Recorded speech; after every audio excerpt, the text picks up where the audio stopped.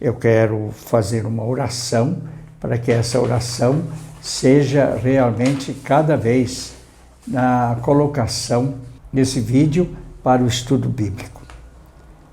Jesus, mestre, que disseste, onde 2 ou 3 estiverem reunidos em meu nome, aí estarei eu no meio deles. Ficai conosco para melhor meditar e comungar com a vossa palavra. Sois o Mestre e a verdade. Iluminai-nos, para que melhor compreendamos as Sagradas Escrituras. Senhor Jesus, sois o guia e o caminho. Fazei-nos dóceis no vosso seguimento. Sois a vida. Transformai nosso coração em terra boa, onde a palavra de Deus produza frutos abundantes de santidade e missão. Amém. Com essa oração, agora escuto o vídeo e bom proveito nesse estudo bíblico do mês de setembro. A todos, Deus abençoe e proteja. Ele que é Pai, Filho e Espírito Santo. Amém. Paz e bem.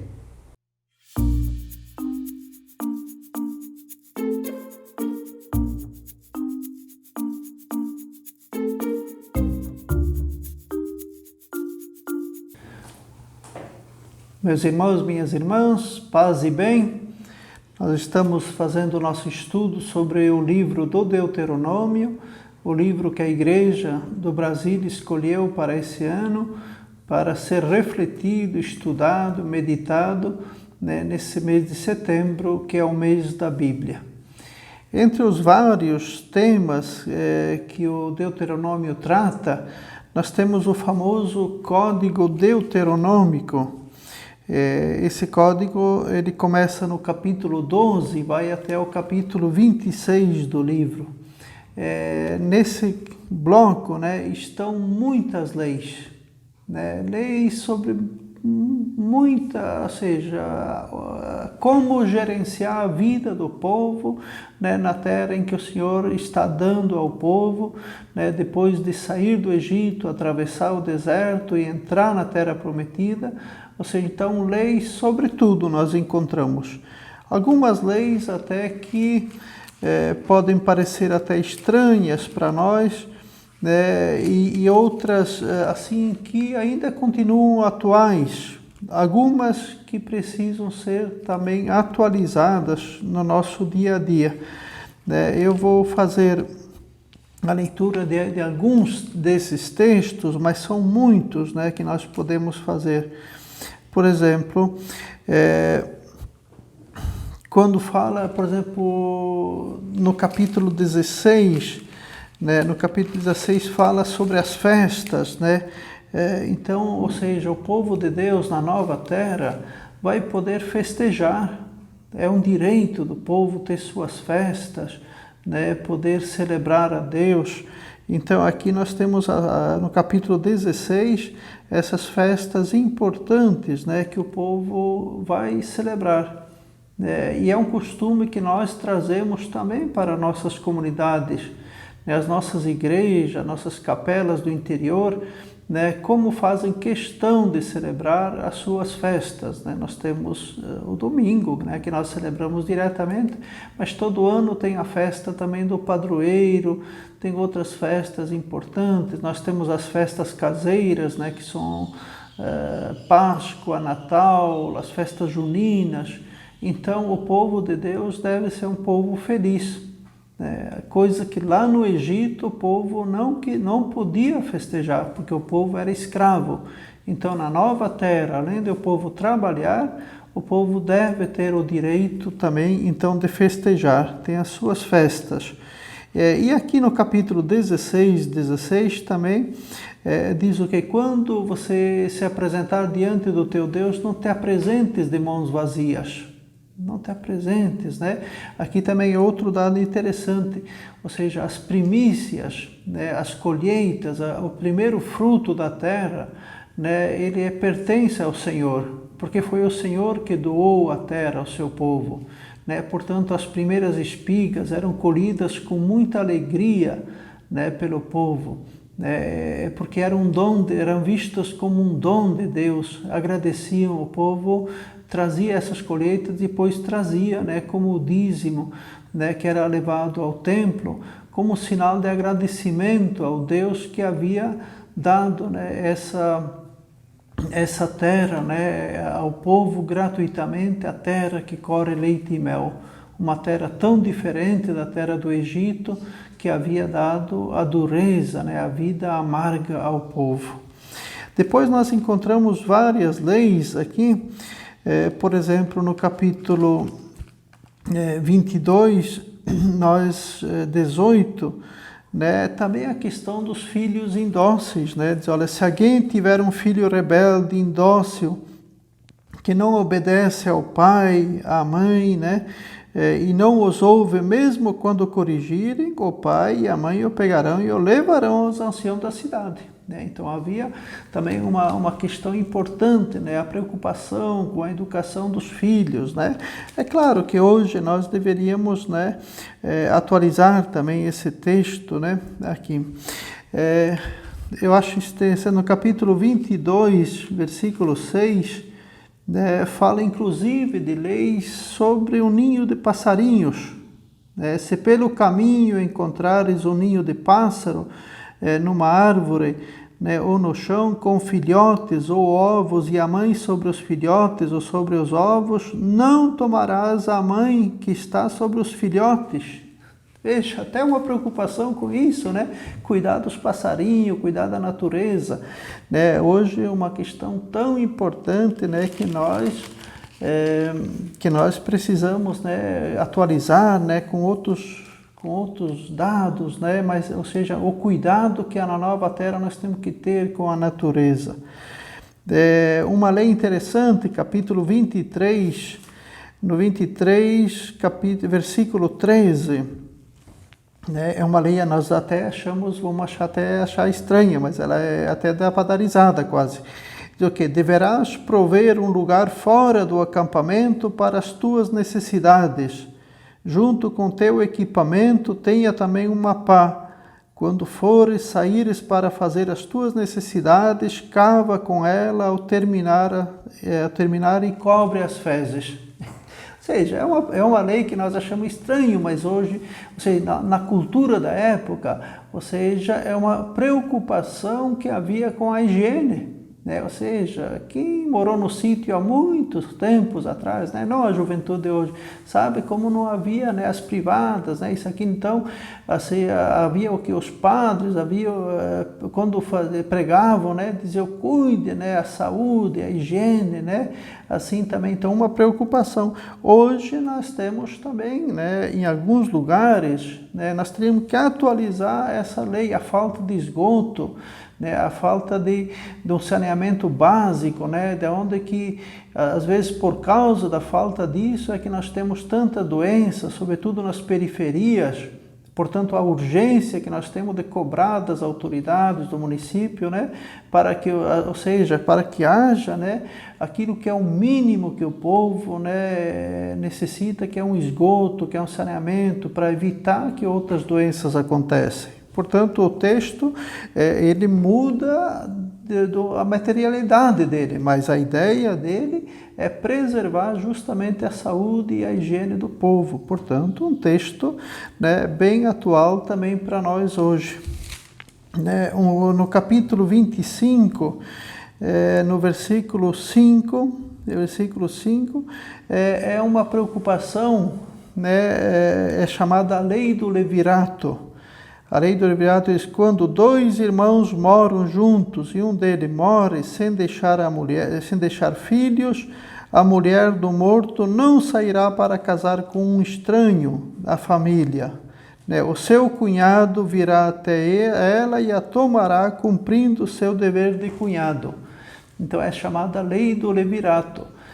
Por quê? Porque na época era diferente de hoje. Portanto, então, se a mulher, né, ficasse viúva, né, e ela não tivesse filhos, portanto, então ela perderia a terra, a herança. Por quê? Porque ela poderia casar com um estrangeiro e a terra passar para a mão dos estrangeiros. Então, por isso havia a lei que o irmão deveria casar com a mulher, justamente para ela não ficar viúva e ficar abandonada. Então, são algumas leis, né, que nós encontramos aqui no Deuteronômio, assim que às vezes mostram, né, a preocupação que havia, né, para que houvesse uma sociedade boa. No capítulo 23, versículo 25, capítulo 23, 25, diz: quando entrares na vinha do teu próximo, poderás comer à vontade, até ficar saciado, mas nada carregues em teu cesto. Quando entrares na plantação do teu próximo, poderá colher as espigas com a mão, mas não passe a foice na plantação do teu próximo. Portanto, uma lei que visava, né, garantir, né, assim, as duas coisas ao mesmo tempo, que alguém pudesse, né, se abastecer, se houvesse frutos à vontade, mas não puder também evitar também o roubo. Senão tem aqueles que se aproveitam e roubam dos outros. Então, o limite. Essa lei é interessante. Jesus, um dia, né, estava passando nas plantações, né, num dia de sábado, e colheram as espigas, né, também. E Jesus se aproveitou dessa lei. Só que Jesus foi acusado porque isso foi feito num dia de sábado. Num dia de sábado. Então, nós temos assim outra lei. No capítulo 24, nós temos a lei sobre o divórcio. Quando um homem tiver tomado uma mulher, e consumado o matrimônio, mas essa logo depois não encontra mais graça a seus olhos, porque viu nela algo de inconveniente, esse lhe escreverá então uma carta de divórcio. Então, essa é uma lei, né, que ela é uma lei que foi superada por Jesus depois. Essa é muito importante, ou seja, porque naquela época, na sociedade machista daquela época, o homem, né, se ele encontrasse uma mulher que ele tivesse casado e a mulher não fosse mais agradável, ele podia abandoná-la, né, e escolher outra. Não há a correspondente para a mulher. Portanto, era só o homem que podia fazer. Quando no capítulo 19 do Evangelho de Mateus, né, que Jesus, né, é questionado sobre essa lei, Jesus diz o quê? Jesus não vai para aqui para o Deuteronômio, mas vai lá no Gênesis e diz o quê? No princípio não era assim. No princípio Deus criou homem e mulher, né, e viu que era muito bom. Então, para ver que algumas leis que nós encontramos aqui, o Novo Testamento superou. Jesus deu passos muito além, né, e superou. Então, nós encontramos leis que estão aqui no Deuteronômio e que hoje não podem mais ser levadas ao pé da letra. Por quê? Porque depois disso veio Jesus que trouxe uma nova lei, a lei do amor. Então, ela não pode ser somente para o homem, né, e não para a mulher. Jesus, então, altera, muda, né? Muda essa lei. Então, nesse código Deuteronômio, então nós encontramos todas essas leis, né, de vários tipos, né? E algumas delas, então, nós precisamos ler, né, já com os olhos do Novo Testamento. Ver se elas ainda estão válidas ou se o Novo Testamento superou as leis. Algumas leis, então, como nós vimos, que nem essa dos passarinhos, mostra o quê? Que nós temos que ampliar a questão do cuidado com toda a natureza. Essa questão da higiene, do cuidado, né? Assim, com a saúde do povo, nós também temos que dar passos adiante. Mudou a sociedade, mudou o mundo. Essa lei do divórcio, que era só para o homem que podia dar o divórcio, essa lei foi superada por Jesus. por Jesus. Então, não, o casamento, Jesus resgata, né? Aí, Jesus vai mais longe, vai no Gênesis e diz o quê? O homem e a mulher são iguais diante de Deus. Por quê? Porque no princípio foi assim que Deus criou homem e mulher iguais. E outras leis aí nós encontramos, né? Elas precisam sempre então ser lidas, né? Ser lidas o quê? À luz sempre do Novo Testamento. Então, nós vamos encontrar leis que são atuais, a lei dos pobres, a lei dos órfãos, das viúvas, né? A lei bonita, né? De poder celebrar as festas, né? Celebrar as festas, são leis atuais para nós hoje, né? Que bom que o povo pode festejar, pode ter os seus momentos também de festa, de lazer, de alegrias. E outras leis, então, que elas são superadas, né, depois da vinda de Jesus, que nos ensina, né, que nós devemos dar um passo adiante. A mesma coisa que, né, alguns que cometem erros dizem o quê? Seja morto. Né? Jesus vai dizer não. O irmão que peca não deve ser morto, mas deve ser perdoado, né, para ser integrado na comunidade. Não significa que a gente aceite o pecado cometido, mas ele deve ser levado à correção fraterna. É aquilo que nós escutamos há poucos dias no Evangelho do domingo. Jesus ensina que nós devemos perdoar sempre, que nós devemos levar o irmão, né, à mudança de vida. Então, as leis do Deuteronômio são leis que nós devemos ler, repito, mas nós devemos estudar cada caso. Eu citei alguns casos de leis que ainda estão em vigor, leis que mantêm o princípio, né, mas mudou a forma de interpretá-las, e leis que Jesus deu um passo adiante e superou. O Novo Testamento, ele supera então muitas coisas do Antigo Testamento, né? Sobretudo, né, a grande novidade que Jesus introduz é o perdão diante das faltas, né? Então, em vez de matar o irmão que comete o erro, né, não se pediria isso, mas se pede o perdão, a correção fraterna para a integração na comunidade. Antes de terminar, eu queria também dizer que muitas vezes nós encontramos no Deuteronômio que alguém que comete alguma coisa seja morto.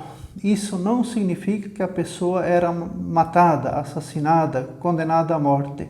Mas quando se diz, né, seja morto, é porque ele deve ser excluído da comunidade. Então, excluir a comunidade é a mesma coisa que alguém matar.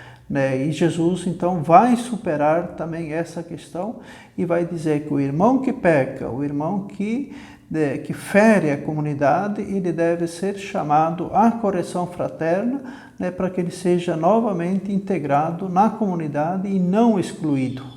Jesus foi ao encontro, né, dos marginalizados e excluídos também da sociedade no seu tempo. Paz e bem.